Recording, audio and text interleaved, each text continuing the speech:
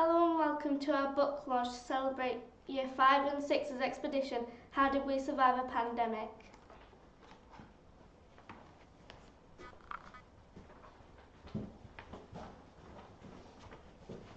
Thank you for joining us to hear about the journey throughout our case studies. To begin with, Mr. Taylor will share our foreword.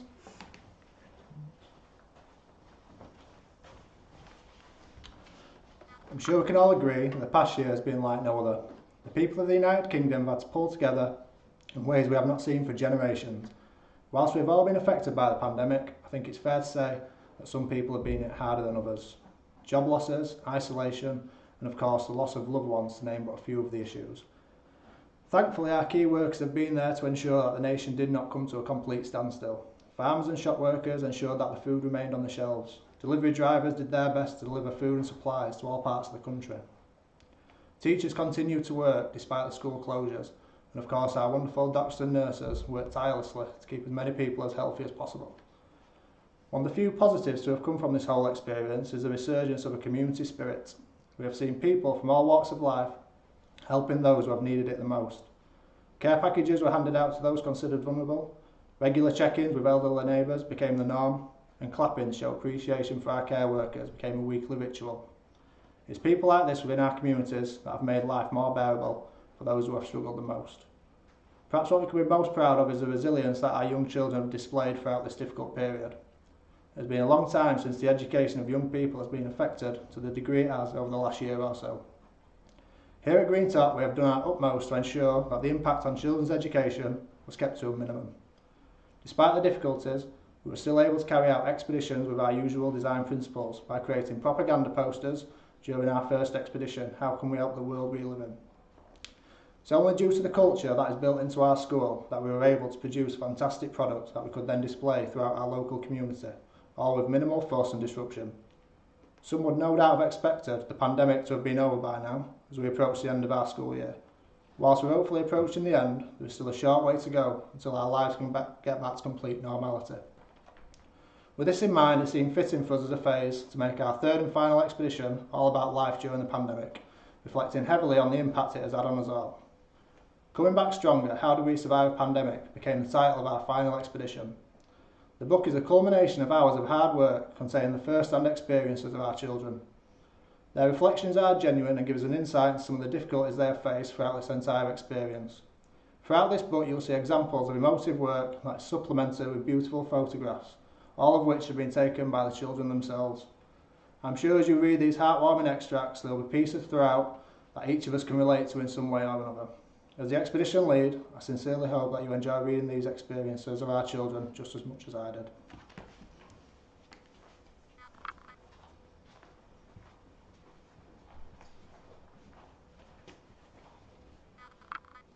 During our first case study, we looked at the question, what was the impact on our community? We wanted to look at how people within the community from all walks of life had been affected by the COVID-19 pandemic and the resulting lockdown.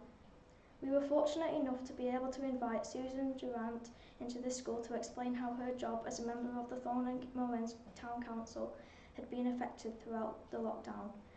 We gathered together in the hall where Susan explained some of the things that she had seen as a volunteer at the local food bank, before kindly allowing us to ask her questions. Susan explained how she and a number of other volunteers delivered food all over Thorn and Moorends to the people that needed it the most during these difficult times. One of the key messages we were able to take away from this visit was how we should be grateful for the things that we have and never take them for granted.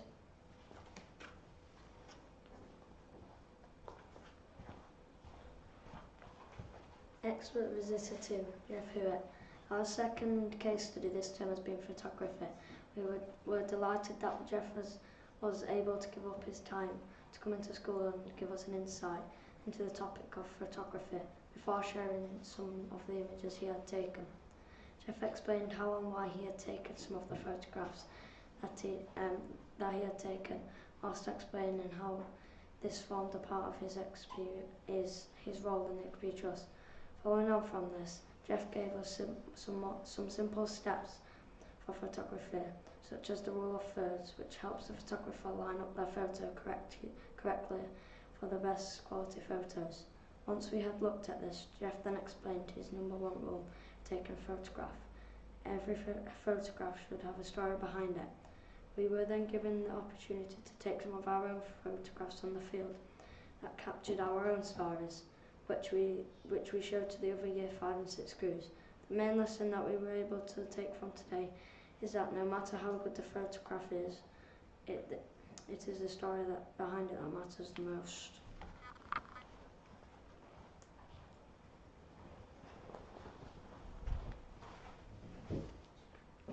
During this expedition, we were delighted to be able to welcome a local firefighter, James Fenwick, into school to explain to us how his already difficult job had been affected by COVID-19 pandemic.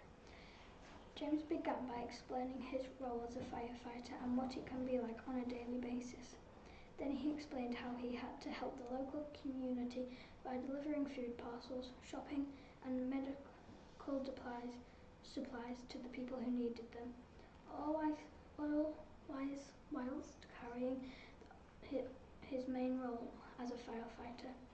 James also explained how he and a group of other firefighters were part of a team that tried to put out the devastating fires on the Hatfield Moors during the initial lockdown, and how this made even more difficult as a result of the COVID-19 pandemic. James was kind then enough to allow us to ask him questions about the job before giving us tips on how to stay safe when it comes to situations involving fire.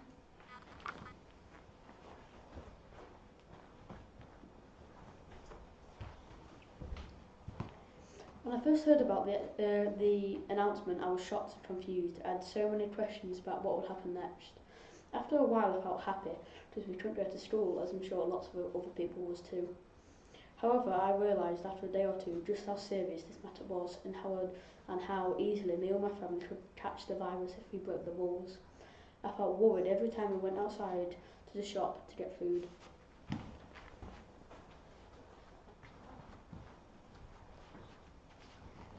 Immediately after finding out the news, I was so excited that I didn't have to travel to school for the following week.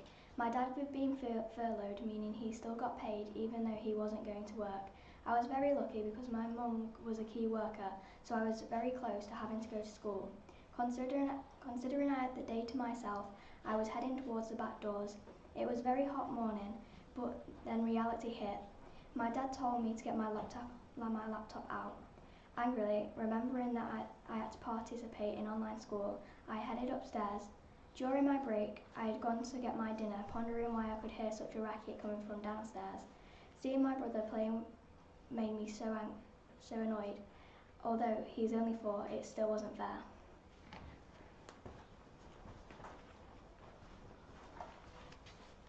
Captain Sir Tom Moore raised over £30 million during the 2020 lockdown for the NHS by initially completing 100 laps of his guarding before his 100th birthday.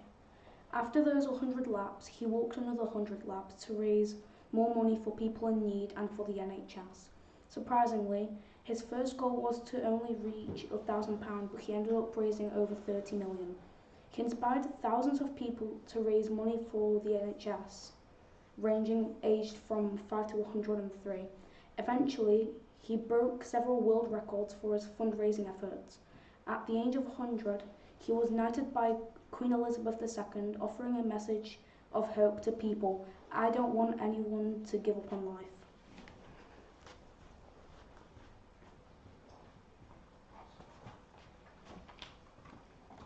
COVID-19 has been hard for all of us, but for the people who couldn't afford to feed themselves, it has been especially menacing. This is where food banks have played an important role. Food banks are a place where people can go when they are struggling or if they need some support to feed their families. One member of the Fawn and Moorlands Council, Susan Duran, has been really helping people in need by volunteering and running the food bank around our local region. Susan and our team have been working around the clock every day to make a difference. An average week of work for Susan was filling and delivering around 200 food packages a week. Having heard this, it is difficult to understand how this is possible, but generously, other people in the community have been donating, which has been a real help. For a food bank to work, you must be able to get to the food bank, but for some people that was not possible. That is why Susan started to deliver food parcels to people in the local area that could not exit their homes due to COVID-19 and them being vulnerable.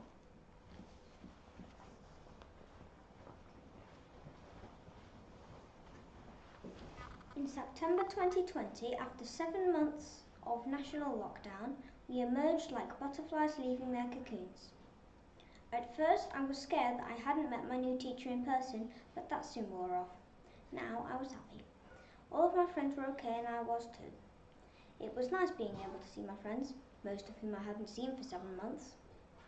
My highlight of the 2020 autumn term was doing our product, a propaganda board with the slogan to save animals, and having it put up at Thorn Community Woods. I didn't enjoy the fact that we couldn't go on any trips. At Christmas we sort of had a mini Christmas expedition. I guess you could say the case studies were singing, craft and Christmas related maths. This was really fun because we got to do singing. We don't often do it, so it felt really special.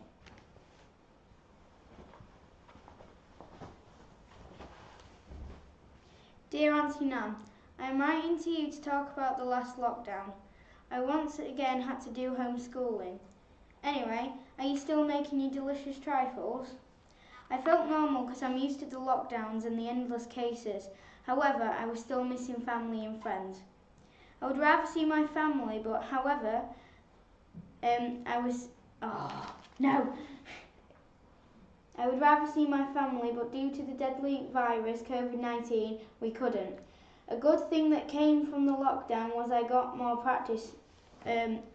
time to practice my guitar, which led to a distinction on my grade 1.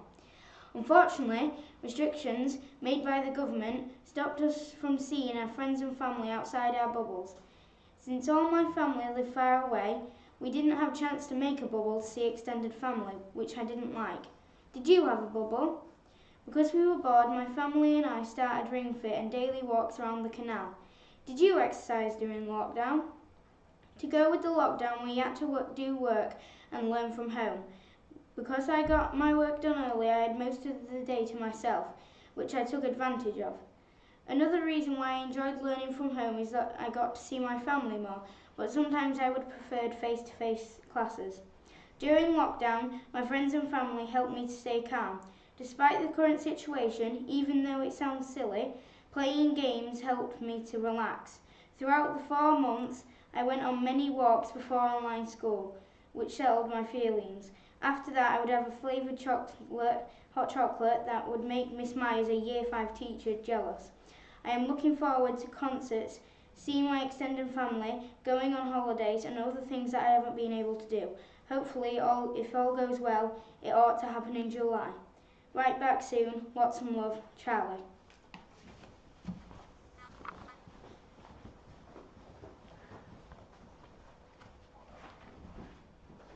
Dear Ruby, how are you doing? I miss you so much. How are things going in the 3rd lockdown? Awful, isn't it? I can't wait until we can meet up again.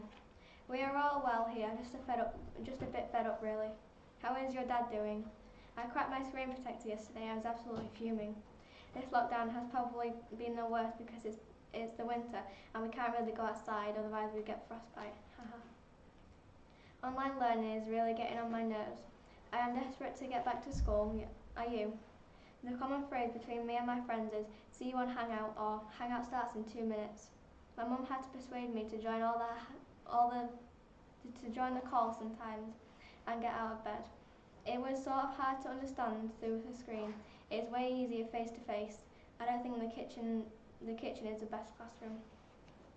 I really enjoyed writing to you. Please write back soon. Like I said before, I miss you so much. I can't wait to see you again. From Izzy.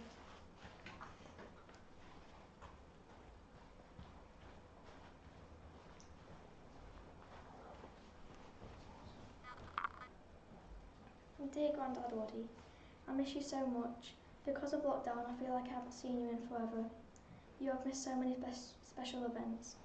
I really wish you could have been there for them. I hope you're alright and that you're coping by yourself in the house.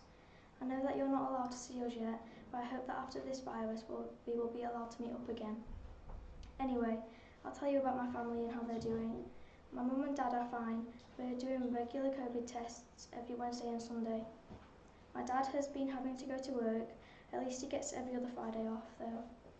My mum has had to work on Tuesdays, Wednesdays and Thursdays, so we've had to go to school. One of the events that you missed was my dad's birthday. It was the first thing I looked forward to in ages.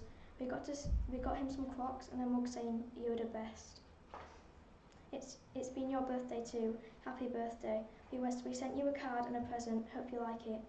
I was really upset when I didn't get to see you on your birthday, but I soon realised that I wanted you to be safe. Due to Boris Johnson announcing another lockdown, only key workers had to work. My mum and dad were both classed as key workers, so we had to go to school on Tuesdays, Wednesdays and Thursdays. My mum doesn't work on Mondays or Fridays. Anyway, I was actually glad to be back at school. I got to see most of my friends and got away from my sister and her ear-splitting singing. When I went back to school, there was only about 12 people out of the whole year group because a lot of people were homeschooling. When I was homeschooling, it was a lot different from lockdown 1 and 2. We had lessons online rather than just going through the slides ourselves. We had Miss Knowles for English, Mrs Overton for Maths and Mr Taylor for Expedition. For our new expedition, our guided question was, why is evolution important to existence? We have been learning about the Stone Age, Bronze Age and Iron Age. I am enjoying learning about these different eras and can't wait to find out what we are learning about next. Throughout this third lockdown, I have had to do lots of my activities over Zoom instead of in person. For example, I have had to do my piano lesson over Zoom. It has been quite different, and the group of words I find myself saying the most are, "You're on mute." It's been stressful at times. Me and my sister, Amy, go to the same dance place, but we haven't had enough room to do our dancing together in the front room. This made me so annoyed. Have you had any worrying times recently? Hope you're okay, and I hope we can meet up again soon, or maybe even FaceTime. Lots of love, Sophie. P.S. Please reply.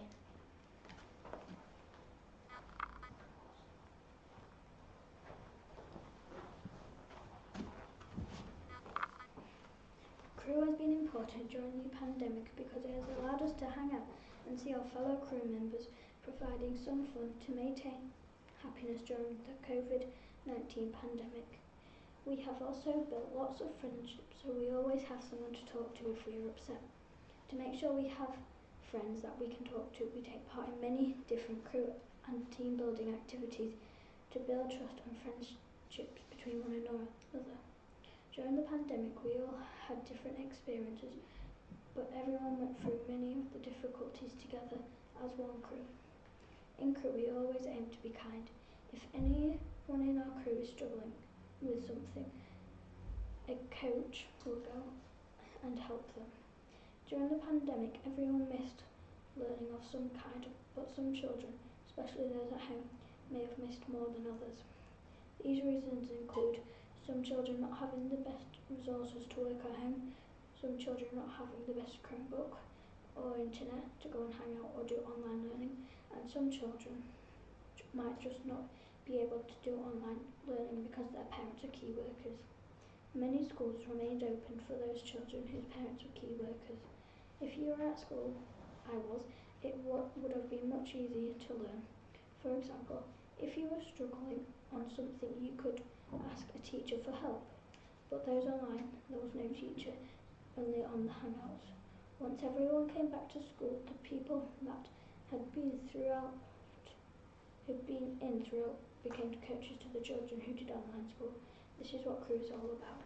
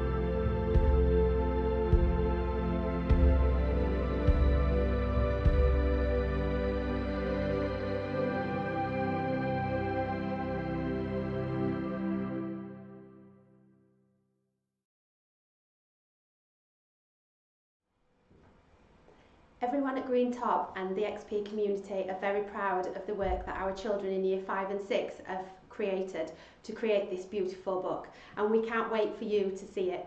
You can purchase the book for £9.95 by clicking on the link on the bio. Before we finish for tonight, I'd like to say a few thank yous. I'd like to say thank you to the Year 5-6 team who have worked extremely hard on working with the children to pull this book together. I'd like to thank Mr. Taylor, who started tonight off, for leading the expedition and all the work that he's done as well. I'd like to thank all of our experts that have worked with the children for them to be able to pull their reflections together around the pandemic and how we are coming back stronger. I'd like to thank Rick and Jeff from the comms team at the XP Trust for their support in creating this beautiful work.